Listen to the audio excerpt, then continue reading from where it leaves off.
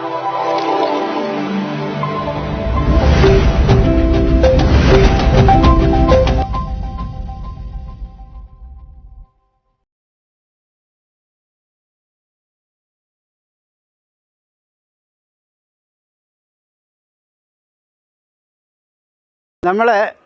എല്ലാവരും ആചരിക്കുന്ന ഒരു ക്രിസ്മസ് ഡിസംബർ 25.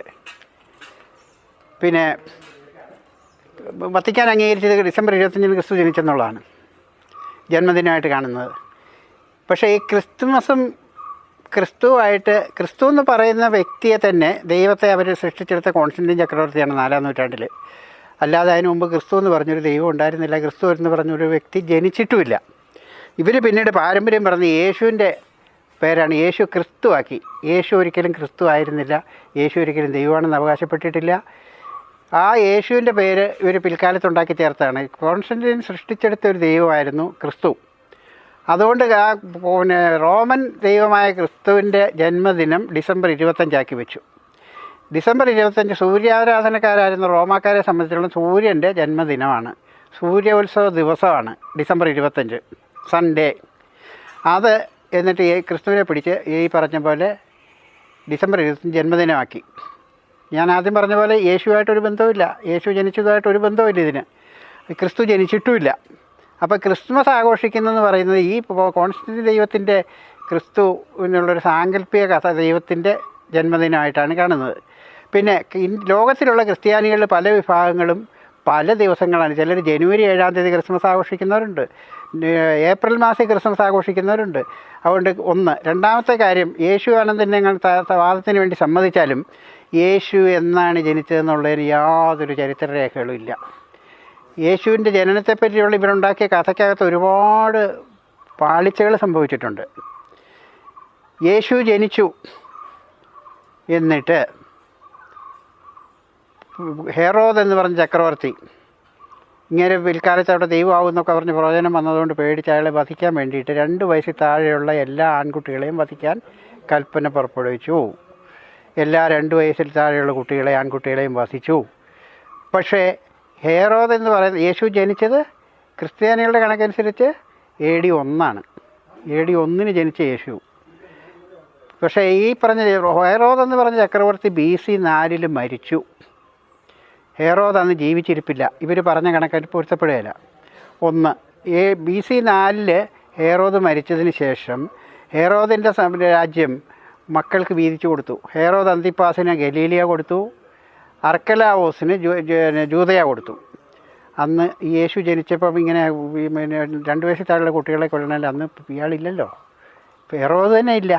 അടിസ്ഥാന ഭാവനാശൂന്യമായ ഒരു കണക്കുകൂട്ടൽ എഴുതി കൂട്ടിയവരുടെ അന്നത്തെ കാലത്ത് ഇതാരും ചോദ്യം ചെയ്യുന്നൊന്നും ഉദ്ദേശിച്ച് കാണില്ല. അങ്ങനെ ജനിച്ചൊരു യേശു എന്നാണ് ജനിച്ചതെന്ന് ആർക്കും അറിയില്ല. അങ്ങനെയാണ് യേശു BC 4 മുമ്പ് ജനിച്ചിരിക്കണമല്ലോ. 2 വയസ്സിൽ താഴെയുള്ള കുട്ടിയെ ആൺകുട്ടികളെ കൊന്നിട്ടുണ്ടെങ്കിൽ ഹെറോദിൻ്റെ കാലത്ത് കൊന്നെങ്കിൽ BC 4 മരിച്ച ഹെറോദിന് മുമ്പ് യേശു ജനിച്ചിരിക്കണം.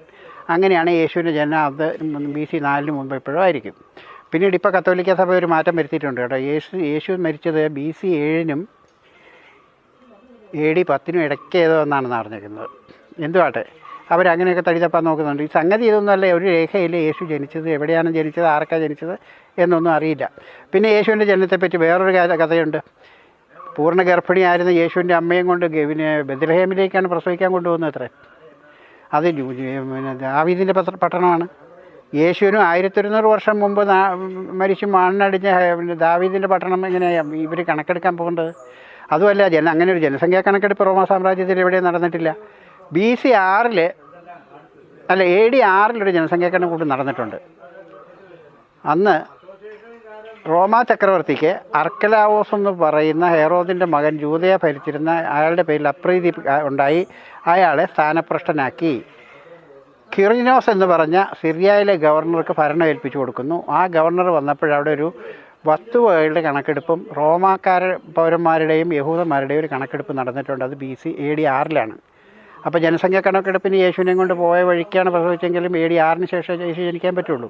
ഞാൻ പറഞ്ഞു വന്നത് ഇങ്ങനെ ഈ കണക്കിനകത്ത് മുഴുവൻ പൊരുത്തക്കേടുകളാണ്. ഒരിക്കലും യോജിക്കാത്ത ഒരുപാട് കാര്യങ്ങൾ ഇതിനകത്തുണ്ട്. പിന്നെ 7-ാം തീയതി ജനുവരി 7 ക്രിസ്മസ് ആഘോഷിക്കുന്നവരുണ്ട്. അപ്പോൾ ഈ യേശുവിനെ പിടിച്ച് ക്രിസ്തുവിനെ ഉണ്ടാക്കി ക്രിസ്തുവിൻ്റെ ജന്മദിനം സൂര്യോത്സവ ദിവസമായി ഇതാക്കി വെച്ചത് റോമാക്കാരുടെ താല്പര്യമായിരുന്നു. റോമൻ സംസ്കാരത്തിൻ്റെ അവിഭാജ്യ ഘടകമായിരുന്നു ഈ ആരാധനക്കാരായിരുന്നു അവർ. അങ്ങനെ വന്നൊരു യേശു, ഇങ്ങനെ യേശുവല്ല ക്രിസ്തുവും യേശുവുമായിട്ട് കുലബന്ധം പോലും ഇല്ലെന്നുള്ളത് ഒരു സത്യമാണ്. അപ്പോൾ ക്രിസ്മസും യേശുവുമായിട്ട് ബന്ധമില്ല, ക്രിസ്മസും ക്രിസ്തുവായിട്ട് ബന്ധം കാണും. കാരണം അത് റോമാക്കാരുണ്ടാക്കിയ ബന്ധമാണ്, ഉണ്ടാക്കിയ ആളാണ്. ഈ ക്രിസ്തുവിനെ പിൽക്കാലത്ത് റോമ സാമ്രാജ്യം BC AD 343 കോൺസ്റ്റന്റൈൻ്റെ കാലത്തിന് ശേഷം ഒരു ബൈബിള് ഇതിൻ്റെ ചരിത്രം എഴുതാൻ വേണ്ടിയിട്ട് ജെറോം എന്ന് പറഞ്ഞ ഒരാളിനെ ചുമതലപ്പെടുത്തിയൊരു വൈദികനായിരുന്നു. ജെറോം അലക്സാണ്ട്രിയൻ ഗ്രന്ഥശാലയിൽ ഇരുന്നാണ് പഴയ പുരാണ ഗ്രന്ഥങ്ങളും വേദഗ്രന്ഥങ്ങളും മറ്റ് ചരിത്ര ഗ്രന്ഥങ്ങളെല്ലാം റെഫർ ചെയ്തിട്ട് ഒരു ബൈബിൾ തട്ടിക്കൂട്ടുന്നു.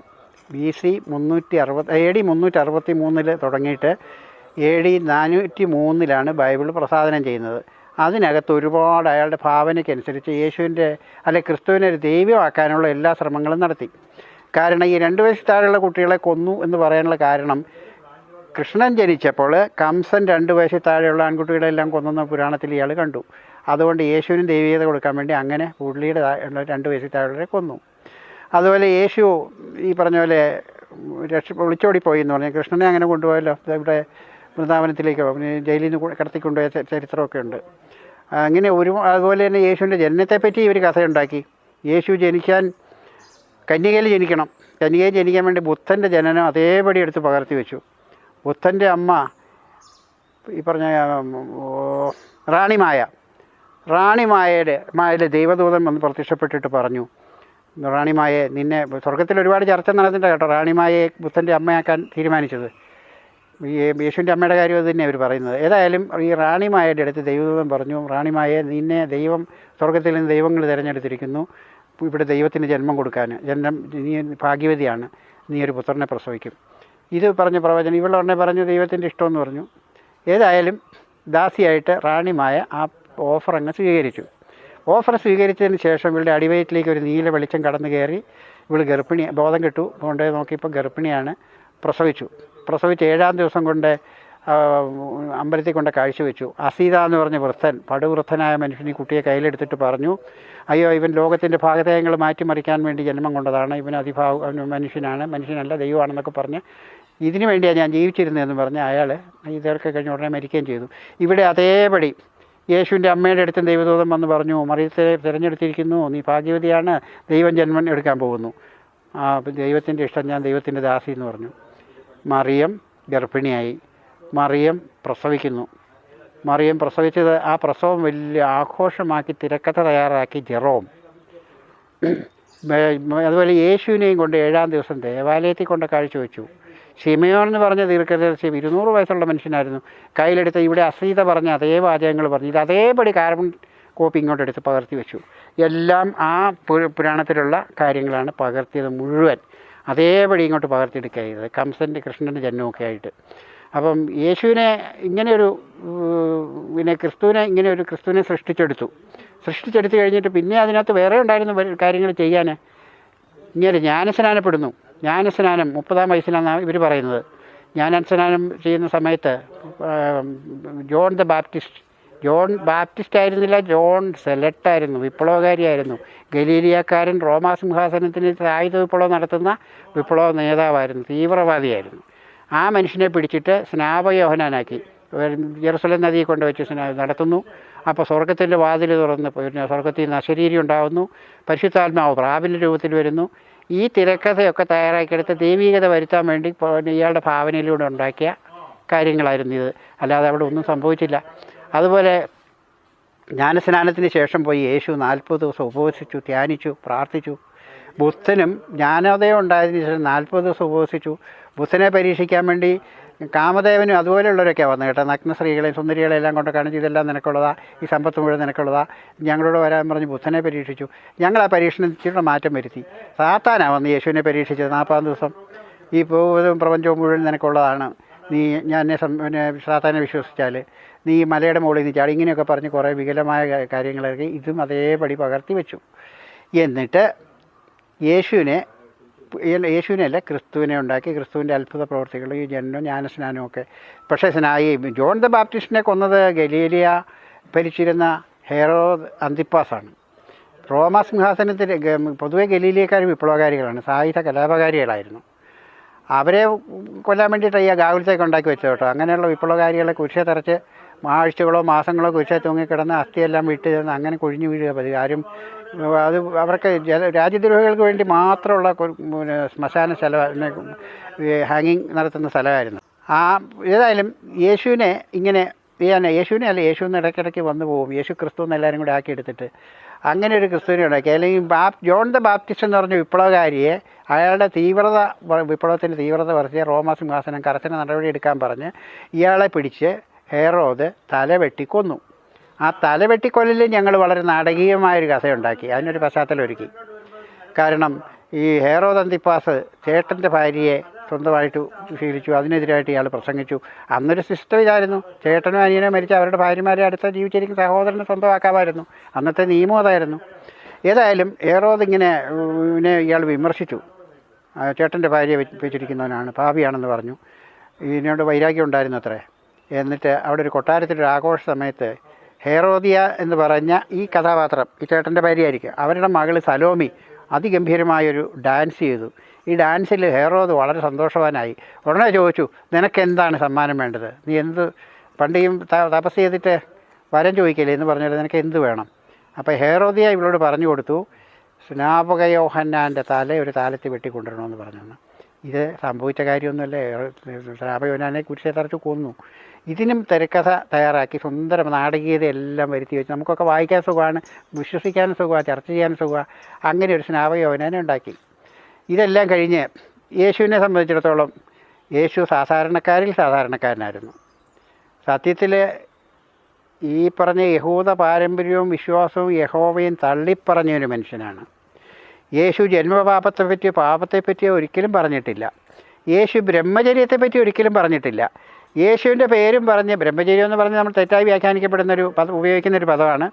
ഈ പറഞ്ഞ ബ്രഹ്മചര്യം എന്ന വാക്ക് യേശു ഉപയോഗിച്ചിട്ടേ ഇല്ല. യേശു അങ്ങനെ ആയിരുന്നുമില്ല. യേശുവിന് ധാരാളം സ്ത്രീകളുമായിട്ട് ബന്ധമുണ്ടായിരുന്നു. മഗ്ദലന മറിയം യേശുവിൻ്റെ ഭാര്യയായിരുന്നു, ഭാര്യയുടെ ഭാഗമായിരുന്നു. കല്യാണം കഴിച്ചിട്ടുണ്ടെന്നറിയില്ല, അന്ന് അങ്ങനെയൊന്നും ഉണ്ടായിരുന്നില്ലല്ലോ.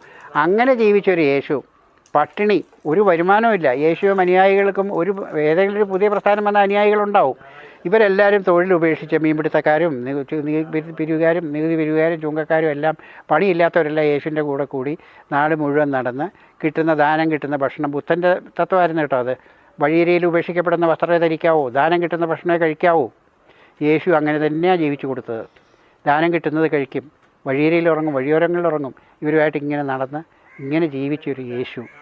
ജനങ്ങൾ പക്ഷേ യേശുവിൻ്റെ കൂടെ ഉണ്ടായിരുന്നു. അവിടുത്തെ താഴെക്കിടയിലുള്ള ഈ സവർണരായ പ്രഭുക്കന്മാരും പുരോഹിതവർഗം ഒഴികെയുള്ള സാധാരണക്കാരായ ജനങ്ങൾ 100% യേശുവിൻ്റെ കൂടെ ഉണ്ടായിരുന്നു. ജനങ്ങളുടെ നേതാവായി യേശുവിന് എന്തെങ്കിലുമൊക്കെ കാര്യം, റോമാ സിംഹാസനത്തിനെതിരായിട്ടുള്ള സമരം ആക്രമ മാർഗത്തിലൂടെ അല്ലാതെ ജനമുന്നേറ്റത്തിലൂടെ, നമ്മുടെ ഗാന്ധിജിയുടെ മാർഗ്ഗമൊക്കെ ഇല്ലേ, ഗാന്ധിജിയൊക്കെ ഇതിനനുസരിച്ചായിരിക്കും എടുത്ത ഒരു യേശു. ആ യേശുവിന് എന്തെങ്കിലുമൊക്കെ ചെയ്യേണ്ടിയിരുന്നു, എന്തെങ്കിലുമൊക്കെ ജനങ്ങളെ ബോധ്യപ്പെടുത്താൻ വേണ്ടിയെങ്കിലും, ഈ ജനങ്ങളുടെ ആവേശം തണുപ്പിക്കാൻ വേണ്ടിയെങ്കിലും യേശുവിന് കാര്യങ്ങൾ ചെയ്യേണ്ടതുണ്ടായിരുന്നു. യേശു കാണിച്ച ഒരു വലിയ മണ്ടത്തരം എന്ന് ഞാനെപ്പോഴും പറയുന്നത്, ഓർസലം ദേവാലയം പിടിച്ചടക്കാൻ വേണ്ടി ഒരു മഹത്തായ ജനമുന്നേറ്റം നടത്തി. അവിടുത്തെ ആബാലവൃദ്ധ ജനങ്ങൾ, സ്ത്രീകളും കുട്ടികളും വത്സന്മാരും എല്ലാവരും ഉൾപ്പെടെ ഓർസലം ദേവാലയത്തെ വളയുന്നു, ആ പ്രദേശത്തുള്ള മുഴുവൻ ജനങ്ങളും. പക്ഷേ ഓർസലം ദേവാലയത്തിലുള്ള വരുമാനത്തിൻ്റെ 2/3 റോമാ സിംഹാസനത്തിന് അവകാശപ്പെട്ടതാണ്. റോമാ സിംഹാസനത്തിന് അവകാശപ്പെട്ട ഇവിടുത്തെ കൃത്യമായ കണക്കുകളും കാര്യങ്ങളും നോക്കാൻ വേണ്ടി യഹൂദന്മാരെക്കാൾ കൂടുതൽ റോമൻ പട്ടാളക്കാരവിടെ ഉണ്ടായിരുന്നു. ആവശ്യത്തിലധികം റോമൻ പട്ടാളക്കാരവിടെ ഉണ്ടായിരുന്നു. ഒന്ന്. രണ്ടാമത്, ഈ റോമൻ റോമാ ചക്രവർത്തിക്ക് താല്പര്യമുള്ളവരെ മാത്രമേ ഓർസലം ദേവാലയത്തിൻ്റെ പുരോഹിതന്മാരായിട്ട് നിയമിക്കുമായിരുന്നുള്ളൂ. ഹന്നാനും കയ്യപ്പാസും ഒക്കെ അങ്ങനെയാണ് പുരോഹിതന്മാരായത്. അവരൊക്കെ റോമൻ പട്ടാളത്തോട് പ്രവർത്തിച്ചിരുന്നു. ഇവരുടെയൊക്കെ ഇടയ്ക്കൊക്കെ സായുധ പട്ടാളക്കാർ നിറയുള്ളൊരു സ്ഥലത്തേക്കാണ് യേശുവും അണികളും എത്തിച്ചേർന്നത്. അവിടെ വെച്ച് ഈ പോയ അണികളെ മുഴുവൻ തല്ലി ശരിയാക്കി ഒത്തിരി പേരെ കൊന്നിട്ടുണ്ട്. ആ കൊന്ന കഥയൊന്നും ഇവർ പറയുന്നില്ല കേട്ടോ. ഇങ്ങനെ ഓർസലം ദേവാലയത്തിൽ പോയി ആളുകൾ മറ്റേ ഇല വെച്ച് സ്വീകരിച്ചു, കഴുത്തപ്പുറത്താണ് പോയെന്ന് പറഞ്ഞ് ഞാൻ പറഞ്ഞില്ലേ, ഇതൊക്കെ തിരക്കഥയാണ്. എന്നിട്ട് യേശുവിനെ ഈ പറഞ്ഞ വിപ്ലവം കഴിഞ്ഞ് തല്ലി എല്ലാവരെയും ഓടിച്ചു. ഇവരെല്ലാവരും യേശുവിൻ്റെ തൊട്ടടുത്ത അനുയായികളെല്ലാവരും നാട് വിട്ടു. ഡിസ്ഗൈസ് വേഷപ്രച്ഛന്നരായിട്ട് അവിടെ ഇവിടെയൊക്കെ ഓടി രക്ഷപ്പെട്ടു പോയി. യേശുവും വേഷപ്രച്ഛന്നനായിട്ട് പോകുന്നു. യേശു വേഷപ്രച്ഛന്നനായിട്ട് പോയിട്ട് ഇത് ഞാൻ മുമ്പ് പറഞ്ഞിട്ടുള്ളതാണ്. യേശുവിൻ്റെ കൂടെ അവസാനം വരെ ഉണ്ടായിരുന്നു ഈ ജൂദാസ് എന്ന് പറഞ്ഞ മനുഷ്യനായിരുന്നു. ഏതായാലും യേശുവിനെ, എൻ്റെ വിശ്വാസം, യേശു പിടികൊടുത്തിട്ടില്ല. യേശു വേഷപ്രച്ഛന്നനായിട്ട് പോയി. യേശുവിന് ഇന്ത്യയും ഈജിപ്തും ഇവിടെയൊക്കെ പോയി നല്ല പരിചയമുണ്ട്. യേശു അവിടുന്ന് രക്ഷപ്പെട്ടു വന്ന് കാശ്മീരിൽ മരിച്ചു എന്നാണ് ഒരു നല്ല വിഭാഗം വിശ്വസിക്കുന്നത്. കാശ്മീരിലെ റോസാബെല്ലിൽ യേശുവിൻ്റെ ശവകുടീരമുണ്ട്. അതെന്തോ ആവട്ടെ. ഏതായാലും ഇങ്ങനെ സംഭവിച്ച് യേശു കാണിച്ച ആ വലിയൊരു അബദ്ധം പിൽക്കാലത്ത് യേശുവിൻ്റെ തന്നെ കൊലക്കത്തിയായിട്ട് മാറുകയും ചെയ്തു. യേശു അങ്ങനെ മരിച്ച ഒരു യേശുവിനെ പിടിച്ച്, പക്ഷേ യേശു മരിച്ചെങ്കിൽ ഈ ആവേശം തണുത്തില്ല. ജനങ്ങളുടെ ആവേശവും ജനങ്ങളുടെ ഈ പറഞ്ഞ വിപ്ലവ വീര്യവും കെടാതെ നിന്നതുകൊണ്ട് ഇങ്ങനെ എങ്ങനെയെങ്കിലും ഇതില്ലാതാക്കണം. യേശു യഹോവയെ തള്ളി പറഞ്ഞാണ്. യഹോവയുടെ പേര് ഒരിക്കൽ പോലും പറഞ്ഞിട്ടില്ല. അതുപോലെ യേശു അമ്മയുടെ പേര് ഒരിക്കലും ഉപയോഗിച്ചിട്ടില്ല. യേശുവിന് അമ്മയുണ്ടോ, യേശു ആരായിരുന്നു അമ്മയെന്ന് പോലും യേശുവിന് അറിയാൻ സാധ്യതയില്ല. ഇപ്പോൾ യേശുവിൻ്റെ ജനനത്തെപ്പറ്റി പറയുന്നുണ്ട്. ഓർസല ദേവാലയത്തിലെ ദേവദാസി ആ കുട്ടികളായിരുന്നു എടുത്തുനിന്ന് പന്തേര എന്ന് പറഞ്ഞ റോമൻ പട്ടാളക്കാരൻ സൗന്ദര്യത്തിൽ അവിഷ്ണ ഇവളെ ഗർഭിണിയാക്കിയെന്നും, അതല്ല ഹന്നാൻ്റെ മകൻ കയ്യപ്പാസാണ് ഗർഭിണിയാക്കിയെന്നൊക്കെ വേറെ വെർഷനുണ്ട്. എന്തോ ആട്ടെ, ഈ പറഞ്ഞ യേശുവിനെ സംബന്ധിച്ചിടത്തോളം ഇവിടെ ഇല്ലാത്ത ദൈവികത്വം കൽപ്പിച്ചു കൊടുത്ത് അങ്ങനെ ഒരു കഥാപാത്രത്തെ ഉണ്ടാക്കി. അപ്പോൾ ഈ അണികളൊക്കെ റോമാ സിംഹാസനത്തെയും യഹൂദ വംശത്തെയും യഹോവയും തള്ളിപ്പറഞ്ഞത് സഹിക്കാൻ പറ്റാതെയാണ് പൗലോസ് രംഗപ്രവേശം ചെയ്യുന്നതും. യഹോവയെ പുനഃസ്ഥാപിക്കാൻ വേണ്ടി അവസാനം പൗലോസിൻ്റെ ആ മിഷൻ ഏതാണ്ട് വിജയിച്ചു. ഈ പൗലോസ് വന്നിട്ട് യഹോവയെ പിതാവാക്കി, യേശുവിനെ പുത്രനാക്കി, പിന്നെ പരിശുദ്ധാത്മാവ് ഉറുവാദ കുതിശാന്നും പറഞ്ഞ് ഇങ്ങനെ 3 ദൈവങ്ങളെ ഉണ്ടാക്കി കൊടുത്തത് പൗലോസാണ്. അതിനു മുമ്പ് 3 ദൈവങ്ങളെപ്പറ്റി യഹൂദർക്ക് അറിയില്ലായിരുന്നു, യേശുവിനറിയില്ല. യേശു ഒരേ ഒരു ദൈവത്തിൻ്റെ കാര്യമേ പറഞ്ഞിട്ടുള്ളൂ, പിതാവായ ദൈവം എന്ന് മാത്രമേ പറഞ്ഞുള്ളൂ. അത് 3 in 1 ആക്കി എടുത്തത് ഇവരുടെ പർപ്പസ്, ഇവരുടെ ഉദ്ദേശം ഇതായിരുന്നു. യഹോവയ്ക്ക് ഉന്നത സ്ഥാനം കൊടുക്കണം. യഹോവയെ പിടിച്ച് പ്രതിഷ്ഠിച്ചു. അതിനുശേഷമാണ് ഈ റോമിലെ കോൺസ്റ്റന്റീൻ ചക്രവർത്തി, റോമ ചക്രവർത്തി അവിടെ യുദ്ധത്തിലൂടെ, അയാൾ യുദ്ധവീരനായിരുന്ന അവിഹിത സന്തതിയാണ് എങ്കിലും അയാൾ യഥാർത്ഥ രാജാവകാശിയെ കൊന്നിട്ട് ഇയാൾ അധികാരം പിടിച്ചെടുത്തു. അയാളുടെ അമ്മ ഹെലേന രാജ്ഞിയൊക്കെ കൂടെ അധികാരം പിടിച്ചെടുത്തതിന് ശേഷം എല്ലാം ജയിച്ചു കഴിഞ്ഞ് ശാന്തമായിട്ട് അവിടെ ഭരണം നടത്തണം. അതിനൊരു പുതിയ തത്വം ഉണ്ടാക്കാൻ വേണ്ടിയാണ് ഇയാൾ ഈ പറഞ്ഞ ക്രിസ്തു എന്ന് പറഞ്ഞൊരു ദൈവത്തെ ഉണ്ടാക്കിയതും ഈ പറഞ്ഞ റോമാക്കാരുടെ മുഴുവൻ ആചാരങ്ങളും ഇതിൽ ഈ ക്രിസ്തു മതം ഉണ്ടാക്കി അതിലേക്ക് കൊണ്ടുവന്നതൊക്കെ അയാൾ ബൈബിളിൽ എഴുതിച്ചത്. അല്ലാതെ യേശുവിൻ്റെ ജനനം എന്നാണെന്ന് ആർക്കും അറിയില്ല, യേശുവിൻ്റെ അച്ഛനും അമ്മയും ആർക്കാണെന്നറിയില്ല, ആരാണെന്നറിയില്ല. മേരിയുടെ മോനാണ്, ഏകജാതനാണ്, 7 പ്രസവിച്ചെന്ന് ബൈബിളിൽ പറഞ്ഞിട്ടുണ്ട് കേട്ടോ. എന്നിട്ട് ഈ അബദ്ധങ്ങൾ ഒരുപാട് കാണിച്ചിട്ടുണ്ട്. യേശുവിൻ്റെ സഹോദരങ്ങൾ ഒരുപാട് പേരുണ്ട്, ബൈബിളിൽ അവരുടെ പേരും പറഞ്ഞിട്ടുണ്ട് പുതിയ നിയമത്തിൽ. ഇതൊക്കെ കെട്ടുകഥ. ഇതൊന്നും യേശു മനസ്സാ വാച കർമ്മണ അറിഞ്ഞതല്ല. യേശു അങ്ങനൊരു മതം സ്ഥാപിച്ചില്ല. യേശു അങ്ങനൊരു ഈ പറഞ്ഞ യേശുവിൻ്റെ പേരും പറഞ്ഞ് ഒരുപാട് പുരോഹിതരുണ്ടല്ലോ, ഇപ്പോഴേ കന്യാസ്ത്രീകളുണ്ടല്ലോ, യേശുവിൻ്റെ മണവാട്ടിമാർ. യേശു എന്തെങ്കിലും അബദ്ധത്തിൽ പോലും ബ്രഹ്മചര്യം എന്ന് പറഞ്ഞൊരു വാക്ക് ഉപയോഗിച്ചിട്ടുണ്ടോ? സ്ത്രീയും പുരുഷനായിട്ട് സൃഷ്ടിക്കപ്പെട്ടത് പ്രത്യേക ലക്ഷ്യത്തോടു കൂടിയാണ്. സ്ത്രീയും പുരുഷനും പരസ്പരം ഒന്നായി തീരണം, ഒന്നാകണം, പുനഃസൃഷ്ടി നടത്തണമെന്ന് യേശു പരസ്യമായി പറഞ്ഞിട്ടുണ്ട്. ആ യേശുവിനെയാണ് ഇവർ ഏകജാതനാക്കിയതും ബ്രഹ്മചാരിയാക്കിയതും. യേശുവിനെ പറഞ്ഞില്ലേ, ശിഷ്യന്മാരെ ആണുങ്ങളെക്കാൾ കൂടുതൽ സ്ത്രീകളായിരുന്നു. എത്രയോ സ്ത്രീകളുണ്ടായിരുന്നു. മറിയം, മാർത്ത, സലോമി, മറ്റേ മറിയം, മഗ്ദലന മറിയം, എത്രയോ സ്ത്രീകളുണ്ടായിരുന്നു. ഇവരോടൊക്കെ ജീവിതം അടിച്ചു പൊളിച്ച് ഒരു മനുഷ്യന് ഉണ്ടായിരുന്ന പരിമിതമായ സാഹചര്യങ്ങൾ വെച്ച് ഉള്ള ദാരിദ്ര്യത്തിലും പട്ടിണിയിലും ഇവരൊരുമിച്ച് അടിച്ചുപൊളിച്ച് ജീവിച്ച ഒരു യേശുവിനെ പിടിച്ച് ബ്രഹ്മചാരിയാക്കി മാറ്റിയിട്ട് റോമാ സിംഹാസനം ആ പാരമ്പര്യം അവകാശപ്പെട്ടുകൊണ്ടാണ് ക്രിസ്തുവിനെ എന്ന് പറഞ്ഞ ദൈവത്തെ സൃഷ്ടിക്കുന്നത്. ഞാൻ പറഞ്ഞല്ലോ, ക്രിസ്തു ഒരിക്കലും ഒരു ഭാവന സൃഷ്ടിയാണത്. കോൺസ്റ്റന്റീൻ ചക്രവർത്തിയുടെ ബുദ്ധിയിൽ ഉരുത്തിരിഞ്ഞ ഒരു ഭാവന സൃഷ്ടി, അല്ലാതെ യേശു ഒരിക്കലും ക്രിസ്തു ആയിരുന്നില്ല. യേശുവിന് ക്രിസ്തുവായിട്ട് യാതൊരു തരത്തിലും ഒരു പ്രവർത്തനങ്ങളിലും യേശു സന്ദേശങ്ങളിലോ ഒരു താരതമ്യപ്പെടുത്താൻ പറ്റാത്ത ഒരാളായിരുന്നു യേശു. അപ്പോൾ ഞാൻ പറഞ്ഞു വന്നത് ക്രിസ്തുവും ക്രിസ്മസും വേണമെങ്കിൽ കോൺസ്റ്റന്റീൻ ഉണ്ടാക്കിയെടുത്തതിനെ അങ്ങോട്ട് തള്ളിക്കളയാം. യേശുവും ക്രിസ്മസുമായിട്ട് യാതൊരു ബന്ധവുമില്ല. ഈ ഡിസംബർ 25 ക്രിസ്മസ് അല്ല. ഇന്നും ക്രിസ്ത്യൻ സമുദായത്തിലെ ഒരുപാട് സമൂഹങ്ങൾ പല ദിവസങ്ങളിൽ, ഞാൻ പറഞ്ഞു ജനുവരി 7 ആഘോഷിക്കുന്നവരുണ്ട്, ഏപ്രിൽ മാസത്തിൽ ക്രിസ്മസ് ആഘോഷിക്കുന്നവരുണ്ട്. കാരണം എന്നാണെന്ന് ആർക്കും കൃത്യമായിട്ട് അറിയില്ല. അതുകൊണ്ട് അടിസ്ഥാനപരമായിട്ട് ക്രിസ്തുമസിന് യേശുവായിട്ട് ബന്ധമില്ല. ഞാൻ യേശുവിനെ പറ്റി പറഞ്ഞു വന്നത്. ക്രിസ്തു എന്ന് പറഞ്ഞ സാങ്കല്പ സൃഷ്ടിക്ക് ഒരു പക്ഷേ ആ ബന്ധം കണ്ടേക്കും. കാരണം അത് അവരുടെ ഭാവനയിലുണ്ടാക്കിയ, ജെറോം എഴുതി കൂട്ടിയ 403 പ്രസിദ്ധീകരിച്ച ബൈബിളിലെ കഥയാണ്. ആ ബൈബിളിൽ വന്ന മുഴുവൻ കഥകളും നമ്മുടെ വേദങ്ങളിലും ഇതിഹാസങ്ങളിൽ നിന്നും കടമെടുത്തതാണ്. ബുദ്ധൻ്റെ ജനനം അതേപടി പകർത്തിയതാണ് യേശുവിൻ്റെ ജനനം. 2 വയസ്സിൽ താഴെയുള്ളവരെ കൊന്ന കൃഷ്ണൻ്റെ കാലത്ത് 2 വയസ്സിൽ താഴെയുള്ളവരെ കംസം കൊന്ന അതേപടി പകർത്തിയെടുത്തതാണ്. ഇനി വേറൊരു കാര്യം കൂടെ ഉണ്ട്. ഈ പറഞ്ഞ 1200 മോസസിൻ്റെ കാലഘട്ടം എന്ന് പറയുന്നത്, BC 1200. മോസസ് ജനിച്ചിട്ട് മോസസിനെ ഇവിടെ കന്യക ആരോ അവിഹിത ഗർഭമായിരുന്നു, ഒരു ഞാങ്ങണ കൊണ്ടൊരു തൊട്ടിൽ മാതിരി ഉണ്ടാക്കി അവനെ വെള്ളത്തിൽ ഒഴുക്കി വിട്ടു. ഈ നമ്മുടെ ഇതിഹാസത്തിലുണ്ടല്ലോ, കർണനെ അങ്ങനെ ഒഴുക്കി വിട്ടില്ലേ? കർണൻ പോയി വളർന്നത് എവിടെയായിരുന്നു? അതുപോലെ കർണനെ ഒഴുക്കി വിട്ട് കർണനെ അങ്ങനെ പോയൊരു കഥ ഇതേപടി പകർത്തി ഇവിടെ ഏറോദിൻ്റെ നമ്മുടെ ഈജിപ്തിലെ ഫറവോൻ്റെ പെൺപിള്ളേരാണ് യേശുവിനെ വളർത്തുന്നത്. ഇതൊക്കെ എല്ലാത്തിനും ഒരുപാട് സാമ്യങ്ങളുണ്ട്. ആ കാലഘട്ടത്തിൽ എഴുതപ്പെട്ട എല്ലാ വേദങ്ങളിലും ഇതിഹാസങ്ങളിലും ഒരുപാട് പകർത്തി എഴുതലുകളുണ്ട്. അതിനകത്ത് യുക്തിരഹിതമായ ഒരുപാട് കാര്യങ്ങളും കൂട്ടിച്ചേർത്തിട്ടുണ്ട്. യേശുവിനെ ഇങ്ങനെ ദൈവം ആക്കണമെന്ന് തീരുമാനിച്ചിട്ട് യേശുവിനെ അങ്ങ് കളഞ്ഞു, ക്രിസ്തുവാക്കി മാറ്റി. ക്രിസ്തുവാക്കി മാറ്റി. യേശു ഒരിക്കലും ക്രിസ്തു ആയിരുന്നില്ലെന്ന് ഞാൻ ആദ്യം തന്നെ ഉറപ്പിച്ച് പറഞ്ഞൊരു കാര്യമാണ്. അതുകൊണ്ട് ഈ ക്രിസ്മസും യേശുവുമായിട്ട് ബന്ധമില്ല. പിന്നെ വന്ന ഈ പറഞ്ഞ ക്രിസ്ത്യാനികളാണ്, യേശുവിൻ്റെ അണികളല്ല ഇപ്പോഴുള്ളത്, ക്രിസ്ത്യാനികളാണ്. ക്രിസ്ത്യാനികൾക്ക് ഒരുപാട് ചരിത്രങ്ങളുണ്ടല്ലോ. അവർ ചരിത്രങ്ങളൊന്നും 4-ാം നൂറ്റാണ്ട് വരെ ഈ പറഞ്ഞ യേശു ദൈവമെന്നോ അല്ലെങ്കിൽ അങ്ങനെ ഒരു സങ്കല്പം ഉണ്ടായിരുന്നില്ല. യേശുവിൻ്റെ ശിഷ്യന്മാരാരെങ്കിലും പറഞ്ഞിട്ടുണ്ടോ? പൗലോസ് പോലും പറഞ്ഞിട്ടില്ലല്ലോ. പൗലോസാണ് ഇത് പറഞ്ഞ ഉപജാപങ്ങൾ. ആ ഫ്രോഡ് അപ്പസ്തോലനായിരുന്നു. ആ ഫ്രോഡ് പറഞ്ഞതിനകത്ത് ദൈവം അവനോട് കൂടിയായിരുന്നു, ദൈവം അവനിലുണ്ടായിരുന്നു, അല്ലാതെ അവൻ ദൈവമാണെന്ന് ഒരിക്കലും പറഞ്ഞിരുന്നില്ല. പിൽക്കാലത്ത് 4-ാം നൂറ്റാണ്ടിൽ യേശുവിനെ ദൈവമാക്കി ഒരു ക്രിസ്മസ് ഉണ്ടാക്കി ലോകമാസകലം ക്രിസ്മസ് ആഘോഷിക്കുന്നു. പിന്നെ ഒരിക്കലും ഒരു വെറും സങ്കല്പത്തിൽ കൂടെ ഒരു സാധാ ക്ലോസിനെ ഉണ്ടാക്കിയെടുക്കുന്നു.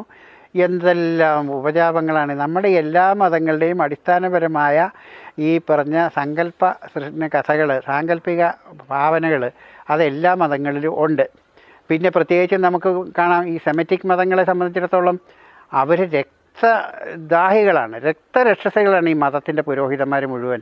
ഇസ്ലാം മതവും ക്രിസ്തു മതവും ഒന്നും ഒട്ടും കുറവില്ല. ക്രിസ്തു മതം വധിച്ചിട്ടുള്ളിടത്തോളം കോടിക്കണക്കിന് ആളുകളെയാണ് ഇൻക്വിസിഷൻ, പിന്നെ അതുപോലെ തന്നെ ദുർമന്ത്രവാദിനി വേട്ട, ഇങ്ങനെ ഇൻക്വിസിഷനിലൂടെ എത്ര കോടി കുരിശ് യുദ്ധങ്ങളിലൂടെ 95 ലക്ഷം, അന്ന് ജനസംഖ്യ ഇത്ര ഇല്ലാത്ത കാലമാണെന്ന് വിചാരിക്കണം. 14 കുരിശ് യുദ്ധങ്ങളിലൂടെ 95 ലക്ഷം ജനങ്ങളെ വധിച്ചിട്ടുണ്ട്. ഒരു പാപം ചെയ്യാത്ത 14 വയസ്സിൽ താഴെയുള്ള പിള്ളേരെ കൊണ്ടാണ് 14ാമത്തെ കുരിശുദ്ധം നടത്തിയത്. ഇങ്ങനെ രക്തദാഹികളായ പോപ്പുമാരും പുരോഹിതന്മാരും കൂടെ ഇങ്ങനെ അവർക്ക് എപ്പോഴും രക്തം വേണമായിരുന്നു, നരബലി വേണമായിരുന്നു. ഈ മതങ്ങളെല്ലാം നരബലി നടത്തിയിട്ടില്ലേ? എല്ലാ മതങ്ങൾക്കും ഈ നരബലി ഉണ്ടായിരുന്നു, രക്തദാഹം ഉണ്ടായിരുന്നു.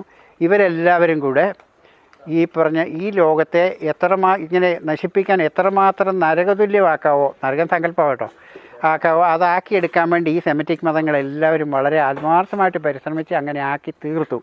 ലോകം ഇന്ന് ഏറ്റവും കൂടുതൽ ഇന്നും ഈ മതങ്ങളുടെ പ്രേരണയാൽ ലോകത്തെ എത്രയോ ഭാഗങ്ങളിൽ യുദ്ധം നടക്കുന്നു, എത്രയോ ഭാഗങ്ങളിൽ രക്തച്ചൊരിച്ചിൽ നടക്കുന്നു.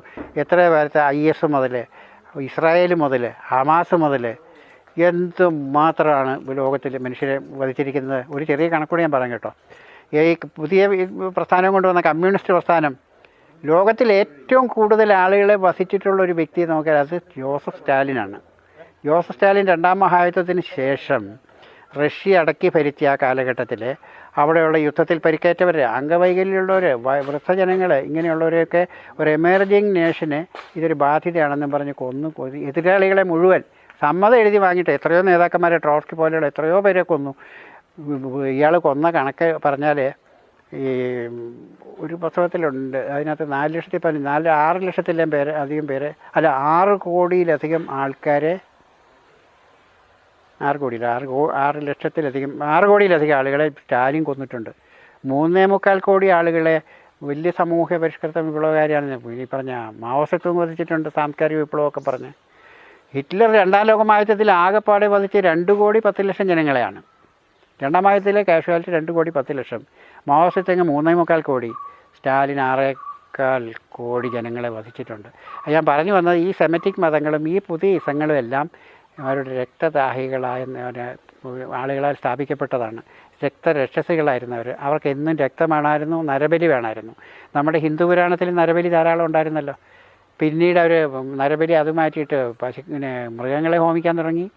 പിന്നെ പക്ഷികളെ ഹോമിക്കാൻ തുടങ്ങി. യെരൂശലേം ദേവാലയത്തിലൊക്കെ പക്ഷികളെ ബലി കഴിക്കണം, ആടിനെ ബലി കഴിക്കണമായിരുന്നു. പഴയ നിയമം മുഴുവൻ ചോരയല്ലേ, മയമല്ലേ. അതുകൊണ്ട് ഇവരെ സംബന്ധിച്ചിടത്തോളം ഇത് ഈ സെമിറ്റിക് മതങ്ങളുള്ള ഇവിടെ ശക്തിയായിട്ട് നിൽക്കുന്നിടത്തോളം കാലം, ഇപ്പോൾ അമേരിക്കൻ പ്രസിഡന്റ് ഡൊണാൾഡ് ട്രംപ് പലപ്പോഴും പറയുന്നത് കേൾക്കുമ്പോൾ നമുക്ക് അയാൾക്ക് പ്രാന്താണെന്ന് തോന്നിപ്പോകാറുണ്ട്. എന്തൊക്കെ നമ്മുടെ എട്ടുകാലി മമ്മൂഞ്ഞല്ലേ പറയുന്നത്, ഈ എവിടെ കുട്ടിയുണ്ടായാലും അത് അമ്മൻ്റെ ആണെന്ന് പറയുന്ന മാതിരി, എവിടെ സമാധാനമാണ് യുദ്ധം അവസാനിപ്പിച്ചാൽ അത് ഞാനാണ് ചെയ്തത് എന്ന് പറയുന്ന ട്രംപ്. ഇങ്ങനെയുള്ള പ്രാന്തന്മാരായ കുറേ ഭരണകർത്താക്കളുടെ നമ്മുടെ യുക്രൈനിൽ കൊല നടക്കുന്നു. ഇവരുടെ പാരമ്പര്യ രക്തത്തിൽ കഴിഞ്ഞ ജീനുകളിൽ ചേർന്നിട്ടുള്ളതാണ് ഈ പറഞ്ഞ രക്തം ഒഴുക്കിക്കൊണ്ടിരിക്കുക. ലോകാവസാനം വരെ ഇവർ രക്തച്ചൊരിച്ചിൽ നടത്തിക്കൊണ്ടിരിക്കും. ഇവർക്ക് രക്തത്തിൽ കുടിക്കണം. ഒരു ചെറിയ ഉദാഹരണം, ഒരു കഥയും കൂടെ പറഞ്ഞിരിക്കാം. ഒരു ചരിത്രത്തിലുള്ളൊരു കാര്യമാണ്. ഈ കോൺസ്റ്റന്റൈൻ ചക്രവർത്തിക്ക് കുഷ്ഠരോഗം പിടിച്ചു. അന്ന് ചികിത്സയില്ല. കുഷ്ഠരോഗികളെ സമൂഹത്തിൽ നിന്ന് ബഹിഷ്കരിക്കുകയാണ്, എവിടെയെങ്കിലും കൊണ്ട് തള്ളുക പതിവ്. ഇയാൾ രാജാവല്ലേ, ചക്രവർത്തിയായിരുന്ന കോൺസ്റ്റന്റൈന് കൊട്ടാര വൈദ്യന്മാരെല്ലാവരും വന്ന് ചികിത്സിച്ചിട്ടും ഭേദമാകുന്നില്ല. അവസാനം ഒരു വെളിപാടുണ്ടാക്കി, നിങ്ങൾ നവജാത ശിശുക്കളുടെ രക്തത്തിൽ കുളിച്ചാൽ, രാവിലെ വൈകുന്നേരം കുളിച്ചാൽ മതി, കുഷ്ഠം മാറുമെന്ന് പറഞ്ഞു. അപ്പോൾ റോമിലെ സ്ത്രീകൾ പ്രസവിച്ച മുഴുവൻ കുട്ടികളെയും പ്രസവിച്ച ഉടനെ കൊണ്ട് രാജകൊട്ടാരത്തിൽ കൊണ്ട് കൊടുക്കണമായിരുന്നു. സന്തോഷത്തോടെ അവർ ചെയ്ത്, അന്ന് ഈ കുട്ടികളെ കുളിക്ക് കൊടുത്താൽ അവരൊക്കെ സ്വർഗ്ഗത്തിൽ പോകില്ല, അതുകൊണ്ട് മടിയൊന്നും ഉണ്ടായിരുന്നില്ല. അങ്ങനെ കുട്ടികളെല്ലാം കൊടുത്ത് രക്തത്തിൽ കുളിച്ചിട്ട് ഇത് കുറയണില്ല. പിന്നെയാണ് ഒരു വെളിപാട്, സ്വർഗ്ഗത്തിൽ നിന്നൊരു വെളിപാട് വന്നു. നിങ്ങൾ സിൽവസ്റ്റർ ആണ് പോപ്പിൻ്റെ പേര്, സിൽവസ്റ്റർ പോപ്പിൻ്റെ അടുത്ത് പോയി അയാളുടെ കൈവച്ച് ഇറങ്ങിയിരിച്ചാൽ നിങ്ങളുടെ കുഷ്ഠരോഗം മാറും. എന്നിട്ട് സിൽവസ്റ്റർ പോപ്പിൻ്റെ അടുത്ത് പോയി കുഷ്ഠരോഗം മാറി. ആ സന്തോഷത്തിന് ഇയാൾ റോം മുഴുവൻ ഈ സിൽവസ്റ്റർ പോപ്പിൻ്റെ അനുയായികളായിരുന്ന ക്രിസ്ത്യാനികൾക്ക് കൊടുത്തു എന്ന് കോൺസ്റ്റന്റൈൻ എഡിക്റ്റ് എന്നും പറഞ്ഞ ചരിത്രത്തിലുണ്ടത്. പക്ഷേ പിൽക്കാലത്ത് അത് 1440 വൈദികർ തന്നെ എഴുതി കേട്ടോ, അത് ഫ്രോഡായിരുന്നെന്നും ഫോർജറി ആയിരുന്നെന്നും, അയാൾക്ക് കുഷ്ഠരോഗം വന്നിട്ടില്ല, ആൾ ഈ കുളിച്ചിട്ടുമില്ല. ഈ സ്വത്തുക്കൾ മുഴുവൻ കോൺസ്റ്റന്റൈനെ ഭീഷണിപ്പെടുത്തി തട്ടിയെടുത്തതിൻ്റെ പിന്നിലുണ്ടായ കഥയായിരുന്നത്. അങ്ങനെ എത്രമാത്രം കുളിക്കാത്ത എന്തുമാത്രം കഥകളും കള്ളത്തരവും പറഞ്ഞിട്ടാണ് ഇവർ കാര്യങ്ങൾ നടത്തിയത്. 1445 ഒരു പെണ്ണ് പോപ്പായി, ജോവാൻ എന്ന് പറഞ്ഞൊരു സ്ത്രീ. ജോവാൻ പോപ്പ് 2 വർഷവും 7 മാസവും 3 ദിവസവും ഭരിച്ചു. സെൻറ്റ് പീറ്റേഴ്സ് ബസിലിക്കയിലേക്ക് ഘോഷയാത്ര പോയ വഴിക്ക് കുതിരപ്പുറത്തുനിന്ന് പ്രസവിച്ച് താഴെ വീഴുകൊണ്ട് പ്രസവിച്ച ഉടനെ ജനങ്ങൾക്ക് മനസ്സിലായി അവരെ കല്ലെറിഞ്ഞ് കൊല്ലുകയായത്. ആ പോപ്പിൻ്റെ കാര്യമൊന്നും പറഞ്ഞിട്ടില്ല. ജോൺ 7 എന്ന് പറഞ്ഞ പോപ്പായിരുന്നു ജോവാൻ എന്ന് പറഞ്ഞ സ്ത്രീ.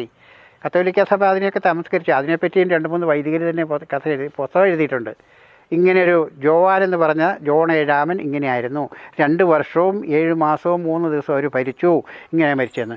സഭയ്ക്ക് അതെല്ലാം തമസ്കരിക്കാൻ പറ്റും. ആരെന്തെഴുതിയാലും ഡെക്കാമറൻ കഥയൊക്കെ തമസ്കരിച്ചില്ലേ, അല്ല ഇൻഡെക്സിൽ പഠിച്ച് അതൊക്കെ അങ്ങ് ആരും വായിക്കണ്ടെന്ന് പറഞ്ഞു.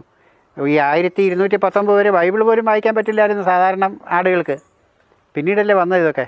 ഇങ്ങനെ ഒരുപാട് കഥകളുണ്ട്, ഒരുപാട് പൊരുത്തക്കേടുകളുണ്ട്, ഒരുപാട് വിവരക്കേടുകളുണ്ട്, പ്രാന്തമായ എഴുത്തുകളുമുണ്ട്. ഇതൊക്കെ നമ്മളിങ്ങനെ വിഴുങ്ങിക്കൊണ്ട് നമ്മളിപ്പോഴും ഉത്തമ ക്രിസ്ത്യാനിയായിട്ടാണ് ജീവിക്കുന്നത്, യേശുവിൻ്റെ അനുയായിയായിട്ടല്ല.